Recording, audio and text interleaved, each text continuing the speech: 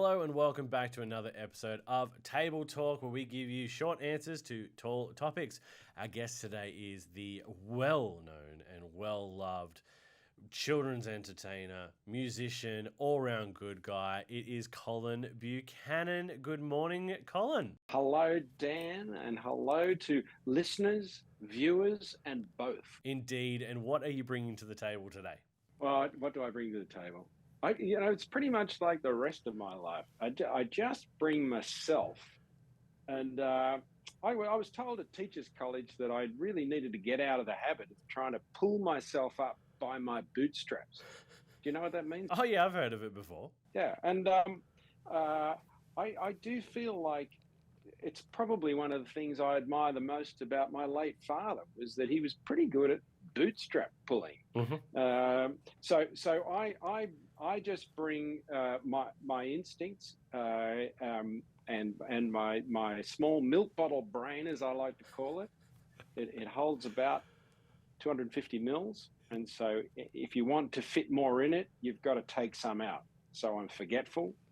And so I'm forgetful. I don't bring a great deal to the table. I live by my wits, which are not formidable.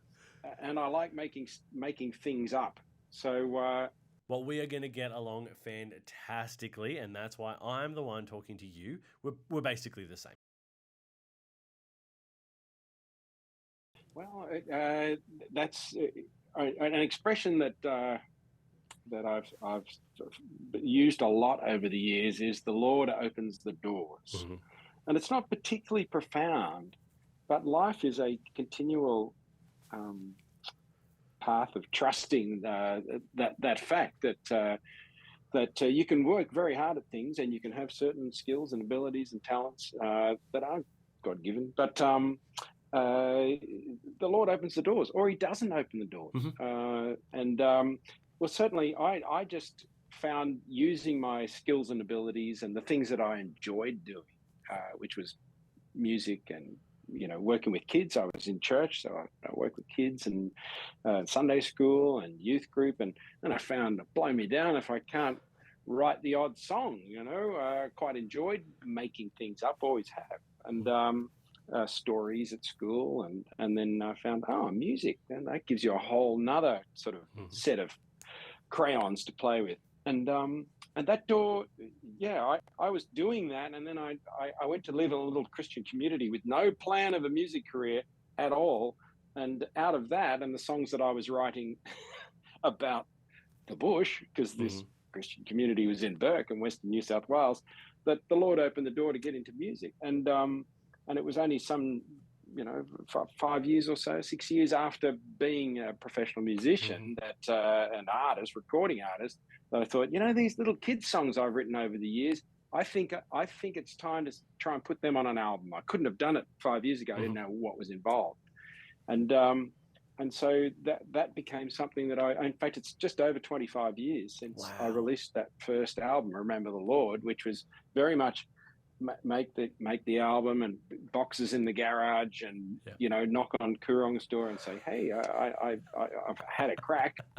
And they were that album was so well received, and I just continued to find that the inspiration to write, it continues to be there, and the interest in what I write and the appreciation for that has continued as well. So I'm very blessed to have done it. That was my short answer. That's the thing. Short answers, it doesn't matter. People want to listen to you. The crazy thing is, it all started in Burke, and that's literally in the middle of nowhere, for those who don't know. With that and a 25-year career, what really stands out? Look, I would say, this morning I sat in front of Jeremiah 29, and and it is the passage that has this remarkable promise. I know the plans that I have for you, plans to do you good and to prosper you and to give you a future. They're great promises of God to the people of Israel, first and foremost. And I got to the end of that and thought, I wonder if there's a song lurking in this passage of Scripture. And so I an hour or so later, it turns out there is a song, whether or not it's, an enduring song Yeah. or, where it goes and what it does, I don't know. But I, I, I love that. So even as fresh as today, I mean, it's great to stand on stage and perform to lots of people, but I think it's creating a song and then that song finding its place in people's lives.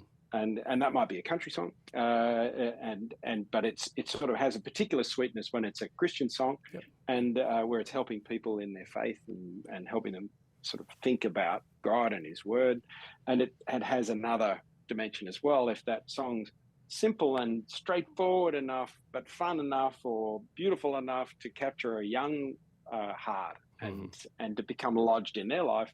Because this is the thing I've discovered after all these years is that children grow up. They do. They sure do. And I'm very grateful for, and it's happening, more. It happens semi-regularly now that someone will say, "Hey, I appreciated those songs, and I realized they weren't really just children's songs. Yeah.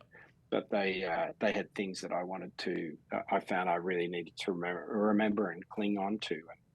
I mean, I mentioned "Remember the Lord" as my first album title, and that remains a continued challenge in my life. It's a very simply put truth, but just in the course of life, to remember the Lord is for little old Colin, age 58. That continues to be the challenge, and especially in times when we're being challenged or distracted, or times are a bit tough. Absolutely, Colin. We could talk about this kind of stuff all day. Look, the general theme of the conversation is that God has always had His hand on your career, from Burke to the stages, and this morning, just sitting down and writing a song. Was there a specific moment that you thought, well, this is God's plan for my life? Look, there's just so many cumulative. It's always hard for those sort of that monumental moment thing, because I think there are key moments in my life, like actually deciding to go to Burke, and that decision was made in Burke, in the outback, sitting on a veranda, 2 cups of tea, and a friend saying, "Seems to me you could decide to seek first the kingdom of God, as Jesus challenged you to do, and take a couple of years out to do that, and you could see where that leads." And so that was certainly a decisive moment, because I thought, yeah, let's do it. And that same guy actually, way back, and you and I crossed tracks in the southern suburbs of Sydney a few years ago. And in that very same suburb of Sutherland, I met with my then manager before I'd recorded an album. A deal had fallen through. Money was a bit tight. I had the second child on the way, and I thought, you know what, I think I need to be responsible. And I met with this guy and said, look, I'm going to take a job at a local school. I was a trained teacher. I don't think I'm going to do music. I don't think, it just feels like it's not going to work. And then that night I rang my mate from Burke, the veranda guy, Laurie, and said, "Hey, this is what I've decided to do. Just thought I'd let you know." And he said again, he was a good one for using the phrase, "It seems to me," which I found as you get older is a very useful phrase. It seems to me that this music thing hasn't run its course, and that maybe you should let it run its course, and that you could spend the rest of your life wondering what might have happened. And now's the moment that you can find out what might have happened. Wow. And if you go and take the teaching job, well, you know what'll happen there. Yep. But this seems like more has been happening than this. So I rang the guy. I had to let him know by Friday about the teaching job. And I said, I'm not going to take the teaching job. I'm going to stay in music. And so far, nearly 30, actually it would be more than 30 years later, the experiment seems to be working. It's still going. Look, there's no conclusive evidence yet. No, look, I think it's going fantastically well. Well, look, there are a lot of people listening here who would know you for your kids' music, and would have grown up on it like I did, and now my kids listen. Especially like the Aussie Christmas Carol. But they may not know that you do some adult music as well. Tell them what they're missing out on. Oh, well, that's interesting. And again, our connection was over an album that was probably a collision of a couple of Hmm. those areas of what I do, because I wrote songs about the bush when I lived in Burke, and then Hmm. the following year in Grenfell in the Central West, that was sort of wheat and sheep country, Yeah, a bit well, like Merredin sort of area, that real wheat and sheep country, yep. uh, and those songs found a place. One golden guitars and Yeah, found a wow. place in the Australian country music scene, and but I was also, continuing to write songs that didn't quite sit in kids' world Hmm. and didn't quite sit in the country world, that are sort of a collision of my faith Hmm. and my love of songwriting. Hmm. So the album that you helped me with Did. in 2015 was called Calvary Road, and that was story songs, but the stories of faith. Yep. So I've got Christian songs that reflect on Christian truth, for probably more for grown-ups, but for Hmm. anyone, I suppose, because it continues to amaze me how parents will say, tell him your favorite song, and it'll be an introspective, finger picking grown-up song, Yep. but a kid will just find their way and they just become, Yep. that's the one. But I've got that and my country music, and it all feels very natural from this side of my eyeballs, Hmm. from inside my brain. It all fits together. From the outside, it's probably a case of the most streamlined artists' careers tend to be singular, Yeah. and I certainly don't have the singular career. Yeah. So, but I love I love doing all of that, and I feel that each area of that keeps me fresh.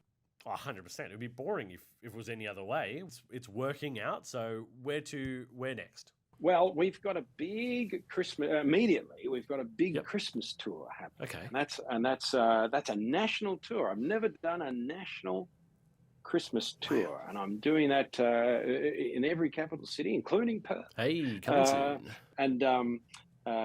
And so that's the immediate. That's not far away. Just a Hmm. couple of weeks, I start that tour. But even more exciting than that, I became a grandfather for the third time Well 2 days done. ago. So cute. So I have a Well done. granddaughter now called little Elsie, Oh, cute. and that's very exciting. And I'm about to gain a daughter, in that we have a wedding in 3 weeks' time. There's so much happening, and that's before the year ticks over.